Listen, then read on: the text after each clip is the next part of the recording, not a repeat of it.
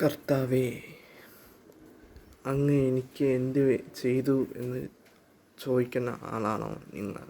എന്നാൽ ഈ വീഡിയോ നിങ്ങൾക്കുള്ളതാണ്. ഒരു കഥയിലൂടെ നമുക്ക് തുടങ്ങാം. ഒരു കുട്ടിക്ക് 100 രൂപ വേണം.